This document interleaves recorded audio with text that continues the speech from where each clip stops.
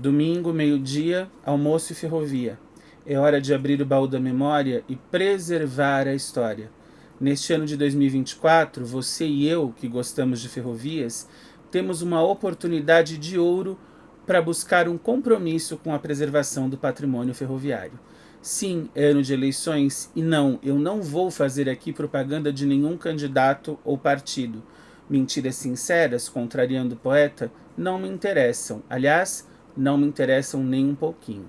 O que me interessa é mostrar como você, como eu e como todos os que lutam dia a dia e voluntariamente para a preservação dos espaços e das memórias relacionadas aos trilhos, podem fazer do voto um instrumento democrático e direto de cobrança, garantia e compromisso de preservação.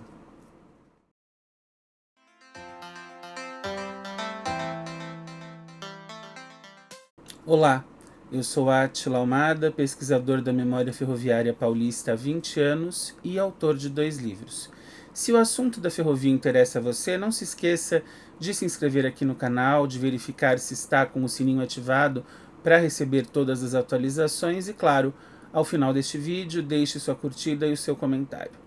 Pois muito bem, este ano de 2024, ano de eleições municipais, como eu disse na abertura da nossa conversa, é um ano de ouro para a preservação ferroviária. Dirá você, bom, mas a ferrovia nunca foi administrada pelos municípios. Ela era administrada, se eu não me engano, pelo Estado, pelos estados, unidades federativas ou pela União. O que tem os municípios a ver com isso?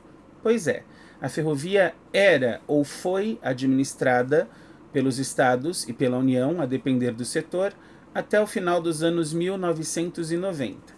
Com a desestatização das ferrovias, o leito e os materiais rodantes foram concessionados, foram passados a outras operadoras. Porém, as estações, as edificações, as obras de arte ferroviárias que não serviam diretamente à rodagem dos trens e que não interessavam as novas operadoras, foram passadas à União e ali ficaram num troca-troca de mãos que as levou hoje ao DENIT, Departamento Nacional de Infraestrutura e Transportes. O DENIT cede ou pode ceder estes lugares justamente a quem? Justamente as prefeituras. Então, eu vou mostrar a você um passo a passo de como isso pode acontecer e de como você pode cobrar os seus candidatos, se eleitos, para que cumpram essa palavra que empenharam com você.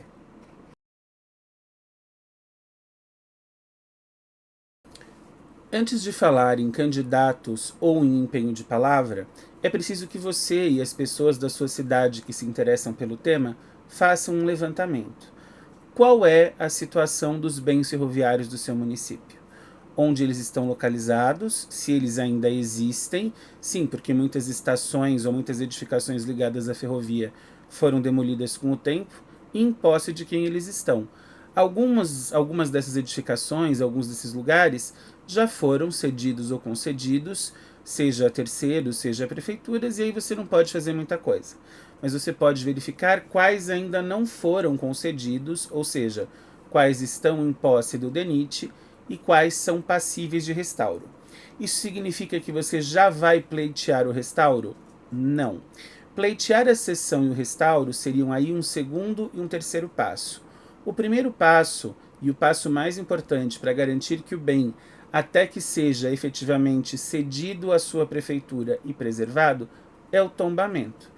Por quê? Se o bem não for tombado, no caminho da cessão, que é um pouquinho burocrático e às vezes ligeiramente longo, pode acontecer que esse bem seja destruído.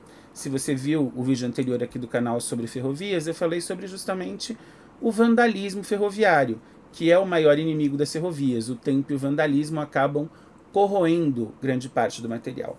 O tombamento aqui em São Paulo, que é responsabilidade do CONDEFAT, eu vou deixar esta sigla escrita aqui em algum lugar da tela, responsabilidade do CONDEFAT, deve ser a primeira providência. Basicamente por quê? Porque o tombamento ele garante que aquele bem não seja destruído. Então, levantar o bem é o primeiro passo, fazer um levantamento dos bens. O segundo, verificar se eles ainda estão em posse do DENIT. E se estiverem, proceder ao tombamento. Você pode olhar pelo site do CONDEFAT como fazer isso. Já adianto que não é um processo difícil, mas também não é um processo digitei lá uma cartinha e boa. Eu preciso de fotos, eu preciso de uma justificativa histórica. As fotos você mesmo pode tirar, pode conseguir fotos antigas com alguém da cidade e pedir a cessão dessas fotos para anexar aos documentos. Plantas originais dos lugares ajudam muito e tudo que você puder ter basicamente como justificativa para pleitear o tombamento. Dando entrada no processo e conseguindo esse tombamento, você passa então à segunda parte.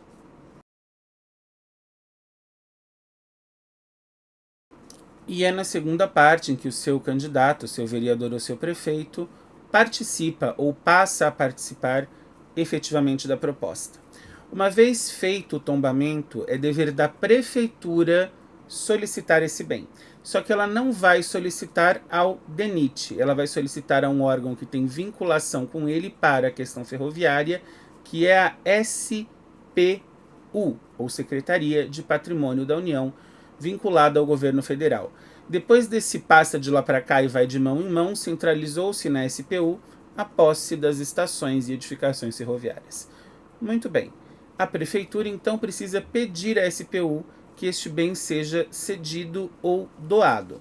Já adianto para você que a doação é o melhor caminho, porque a cessão ela tem um tempo.